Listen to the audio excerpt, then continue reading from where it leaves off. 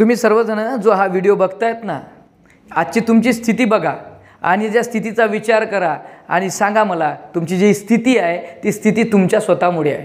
ती चांगली असो वाईट असो, चांगली असेल तर आनंद आहे, वाईट असेल त्यात दुःख आहे, पण त्या दुःखासाठी तुम्ही कारणीभूत कोणाला समजता? समजा एखादा विद्यार्थी जर असेल तर त्या विद्यार्थ्याला समजा आजच्या स्थितीत जर मार्क्स पडत नसेल तर तो काही दुसऱ्याला दोष देतो, यावेळेस काही मी काही बिमार होतो, थोडीशी माझी तब्येत खराब होती त्यामुळे माझा पेपर चांगला गेला नाही. अशा प्रकारचे तुमचे ते दोष देण्याची जी पद्धत आहे ना ती चुकीची पद्धत आहे. हे चुकीची पळवाट आहे. पळवाट. प्राणूस हा खूप बुद्धिमान प्राणी आहे आणि या बुद्धीचा विचार तो पळवाटांसाठी करतो. जसं तुम्हाला एखाद्याला विचारलं, एखाद्या व्यक्तीला विचारलं, का हो तुम्ही गरीब का राहिले? काही नाही राजो, त्यावेळेस अशा प्रकारची कंडिशन आली होती त्यामुळे आम्ही असं केलं, त्याने तसं केलं. तुमच्या आजूबाजूला जेव्हा तुम्ही व्हिडिओ सगळे श्रीमंत लोक पाहतात, एखादं त्यातलं जर उदाहरण दिलं तर तुम्ही म्हणसाल त्याच्याबद्दल ते 2 नंबरचे धंदे करते ना म्हणून त्याच्याबद्दल असा प्रकार आहे. पण आपण तसा विचार करत नाही की त्यानं 2 नंबर काहून तुम्हाला करता नाही आले, तुम्ही श्रीमंत नाही झाले. मी तुम्हाला एक गोष्ट सांगतोय, निगेटिव्हिटी सांगत आहे तुम्हाला, त्यातली एक पॉझिटिव्हिटी सांगतोय की तो बनला म्हणून त्याच्याकडे दोष नाही द्यायचा ना.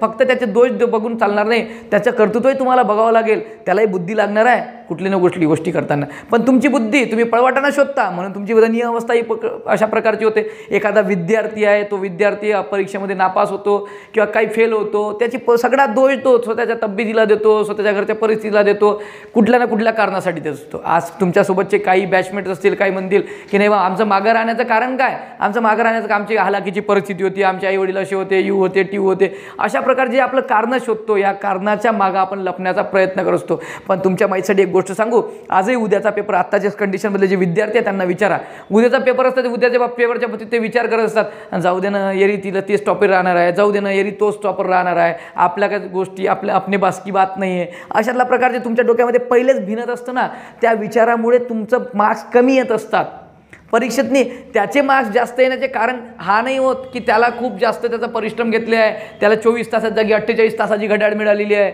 म्हणून त्याला जास्त प्रकारे त्याला परिश्रम करायला वेळ भेटला वगैरे असं. त्याच्याजवळ जेवढा वेळ आहे तेवढा तुमच्याही जोड आहे, पण त्याच्यात आणि तुमच्यात फक्त एवढाच फरक येतो, त्याचे परिश्रम लहानपणापासूनची जी गोळाबेरीज असते परीक्षेची, परिश्रमाची, त्या परिश्रमाच्या गोळाबेरीजीतून त्याला मार्क्स मिळाले असतात.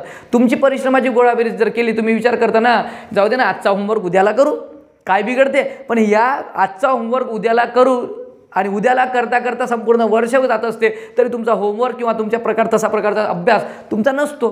त्या कारणास तुम्ही मागं पडतात. मग तुमच्या माइंडला जो ट्रेनिंग पाहिजे असते अभ्यास करण्याची, ती ट्रेनिंग तुमच्या माइंडला मिळत नाही, तुमचा माइंड तसा ट्रेन होत नाही आणि जिथपर्यंत तुमचा माइंड ट्रेन होणार नाही तिथपर्यंत तुम्ही प्रोग्रेस करू शकत ना. हे लक्षात घेतलं पाहिजे. तुम्हाला माहीत आहे एखाद्या विशिष्ट परिस्थितीत एखाद्याला खूप जास्त मार्क्स पडतात, एखादा रात्रभर जागतो आणि लगेच त्याला असं माहीत पडते आपल्याला दुसऱ्या दिवशी, अरे याला तर फक्त रात्रभर अभ्यास केला आहे ना तरी याला इतके चांगले मार्क्स मिळाले, मी तर वर्षभर केला होता तरी मला चांगले मार्क्स मिळाले नाही.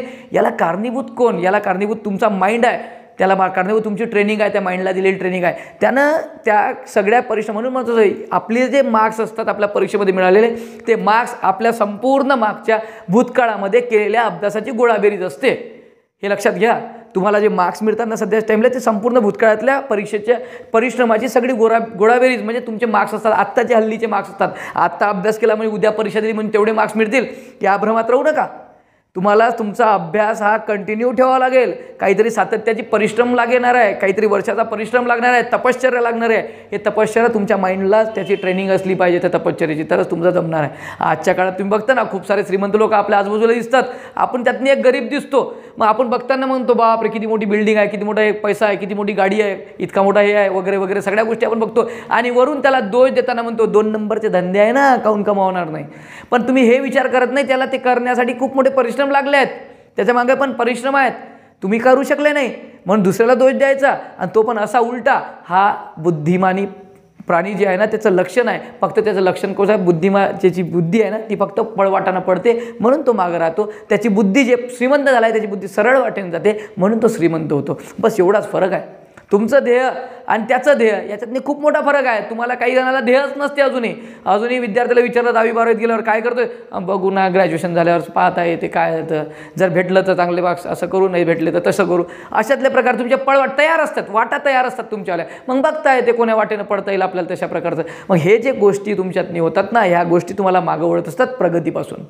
तुमच्या घरामध्ये तुम्ही गरीब असण्याचं कारण समजा एखादा विचार करा, तुमच्यातले काही जण जे व्हिडिओ बघतायत त्याच्या घरची परिस्थिती, स्वतःची परिस्थिती पाहणे विचार करा, आपली परिस्थिती हसण्याचं कारण काय? तर त्याला कारणीभूत एक गोष्ट, एक उदाहरण सांगतो, छोटंसं उदाहरण. जे झोपडपट्टीत लोक राहत असतात, जे आपल्याला बाहेर स्लम एरियामध्ये जे राहणार दिसतात, ते कधी विचार करत नाही आपली पण अशी बिल्डिंग झाली पाहिजे, कधीच विचार करणार नाही. ते काय विचार करतील, मला 2 टाईमचं खायला भेटलं पाहिजे. त्याची इच्छा तेवढीच असते आणि तेवढीच त्याला मिळते, त्याच्यापेक्षा जास्त तो प्रोग्रेस करताना आपल्याला दिसत नाही. पण तुम्ही जर मिडल क्लासचे असाल, थोडेसे काही असाल, कोणत्याही परिस्थिती असाल, ते तो विचार करा की मला आज जर मी 5 रुपये कमावत असाल तर उद्या 6 रुपये कमावेल, उद्या 7 रुपये कमावेल, त्यातले 3 रुपये मी शिल्लक पाळेल, 2 रुपये वेगळे.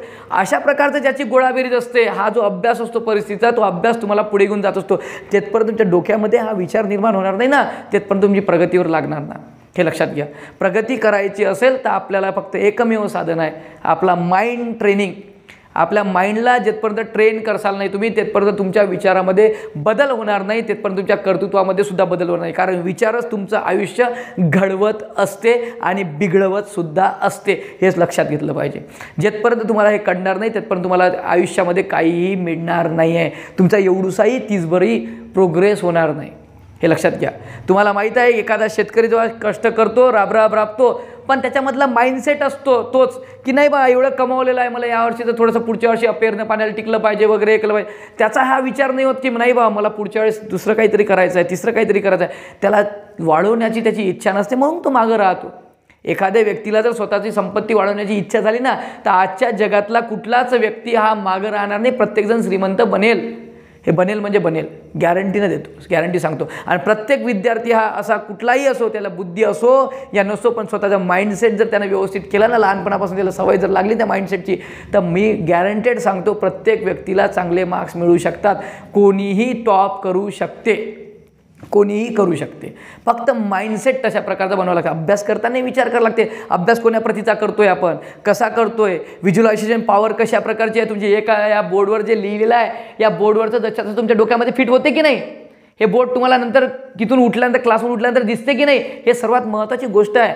जिथपर्यंत तुम्हाला दिसणार नाही, व्हिज्युअलाइज होणार नाही, व्हिज्युअलायझेशन पॉवर तुमची वाढणार नाही, तिथपर्यंत तुमचा अभ्यासाची गतीसुद्धा वाढणार नाही.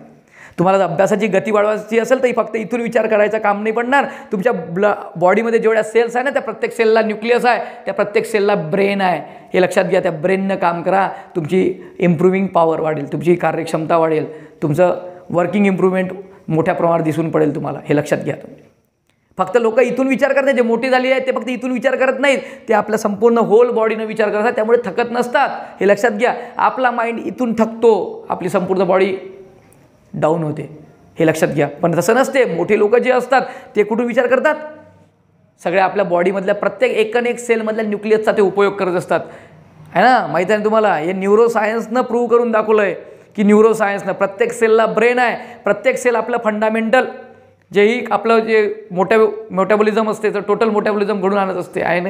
हे तुम्हाला माहीत आहे, तुम्ही सायन्सचे विद्यार्थी आहे, तुम्हाला कळते या गोष्टी. न्यूरो सायंटिस्ट आपल्याला सांगत असतात की हे कशा प्रकारे घडून येते. याचे कितीतरी थेसिस आहेत, तुम्ही पहा, गुगलवर जा, सर्च करा आणि पहा, याच्यावरचे कितीतरी तुम्हाला रिसर्चेस तुम्हाला अवेलेबल होतील.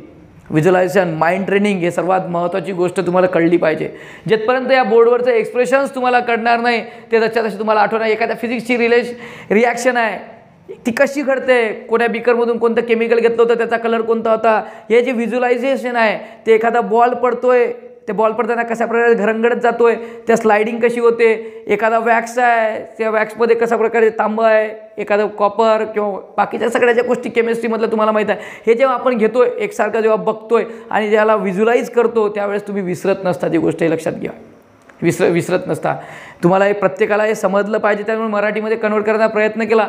तुम्हाला माहीत आहे इलेक्ट्रोलायसिसची प्रोसेस आहे, कॅथोड आहे, ॲनोड आहे, 2 बार लक्षात ठेवा, 1 बिकर लक्षात ठेवा. आणि तशा प्रकारे कोणाकडे अट्रॅक्ट होतं, पॉझिटिव्ह निगेटिव्हकडे, निगेटिव्ह पॉझिटिव्हकडे, म्हणजे जे डिफरंट आपल्याला माहीत आहे. ह्या ज्या डिफरंट प्रोसेसेस जे विद्यार्थी वापरत असतात, वेगवेगळ्या प्रकारे प्रत्येकाची अभ्यास करण्याची पद्धत वेगळी असते. त्या पद्धतीनं स्वतःच्या पद्धतीनं स्वतः जा आणि याच्यामधून एक सवय लावा अभ्यास करण्याची, विशिष्ट पद्धत डेव्हलप करा स्वतःची. व्हिज्युअलायझेशन पॉवरला हाताशी घ्या आणि मग अभ्यास करायला बघा. तुमची परिस्थिती चेंज झाली पाहिजे. म्हणजे विचार बदला, पहिल्यांदा विचार बदला लागेल तुम्हाला आणि ठरवावं लागेल की नाही मला हे असं करायचं आहे. तेव्हा कुठं तुम्ही करू शकाल, नाहीतर करू शकत नाही, हे लक्षात घ्या. तुमची परिस्थिती तेव्हाच चेंज होईल ज्यावेळेस तुम्ही विचार तसा प्रकारचा करसाल. पण आपण विचार करायचा माइंडसेटच आपला नसतो, आपल्या DNA-मध्येच ती गोष्ट नसते. आपण आजूबाजूला ज्या वातावरणात राहतो तशाच प्रकारचे तुम्ही घडत असता.